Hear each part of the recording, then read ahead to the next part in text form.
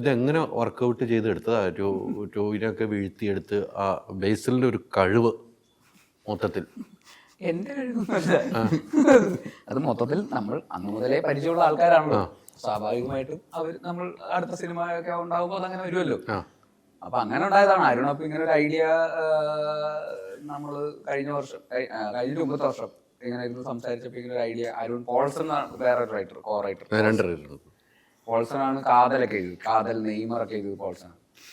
അപ്പൊ അവരുടെ ഒരു ഐഡിയ ആണ് ബേസിക്കലി. അപ്പൊ അങ്ങനെ പറഞ്ഞു വന്ന് നമുക്ക് ഭയങ്കര രസമായിട്ടുള്ളൊരു ക്യാമ്പസ് സ്റ്റോറി.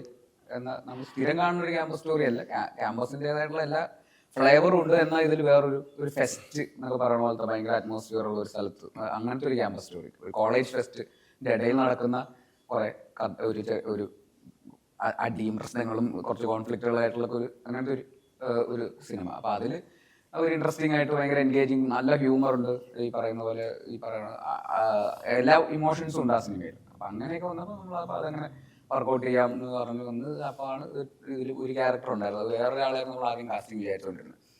പിന്നെ പറഞ്ഞു വന്നപ്പോൾ എന്നാൽ പിന്നെ ടൊവി ചെയ്ത് എങ്ങനെ ഉണ്ടാവും എന്നുള്ളൊരു ഇതിലേക്ക് വന്നു. അങ്ങനെ ഒരുപാട് ചെയ്തിട്ടുമില്ല. അപ്പോൾ അങ്ങനെ ഒരു റോൾ ചെയ്താൽ എങ്ങനെ ഉണ്ടാവും. ശ്രീകുട്ടൻ വെള്ളയാനി എന്ന് പറഞ്ഞിട്ട് ട്രിവാൻഡ്രത്തുള്ള ഒരു ഗായകൻ എന്നൊക്കെ പറയുന്ന പോലത്തെ ഒരു ക്യാരക്ടർ. അപ്പോൾ അത് ഭയങ്കര രസമായിരിക്കും. അങ്ങനെ അവനിലേക്ക് അത് പ്ലേസ് ചെയ്തപ്പോൾ ആ ക്യാരക്ടർ നമ്മൾ ഒന്നുകൂടെ ഒന്ന് വർക്ക് ചെയ്ത് കുറച്ചുകൂടെ അതിനൊന്ന് പൊലിപ്പിച്ച് ഒന്ന് വർക്ക് ചെയ്ത് വന്നപ്പോഴേക്കും അത് ഒരു രസമുള്ള ഒരു ക്യാരക്ടറായിട്ട് മാറി.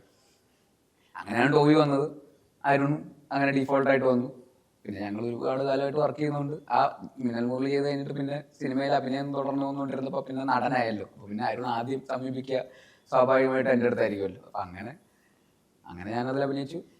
സമീർക്ക ഇതിൻ്റെ ഒരു കോ പ്രൊഡ്യൂസർ എന്നുള്ള രീതിയിലേക്ക് മുമ്പോട്ട് വന്നു. അങ്ങനെ ഡിസൈൻ ചെയ്തുണ്ടായതൊന്നുമല്ല, അതങ്ങനെ ഇവോൾവ് ആയി വന്നതാണ്.